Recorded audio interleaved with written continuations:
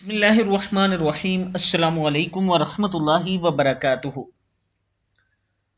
आबिद राजी चैनल की तरफ से आज मैं अपने दोस्तों को एक बहुत ही प्यारा अमल बताऊंगा। आप दोस्तों ने इस पर जरूर अमल करना है। जो शख्स रोजाना इसमें मुबारक या रकीब को 7 बार पढ़े, अपनी बीवी बच्चों पर और अपने माल पर दम करे तो वो तमाम दुश्मनों और आफात से महफूज रहेगा। फिर सुन ले एक बार। जो शख्स रोजाना इसम या रकीबो को 7 बार पढ़े, अपनी बीवी बच्चों पर और अपने माल पर दम करे तो वह तमाम दुश्मनों और आफात से महफूज रहेगा।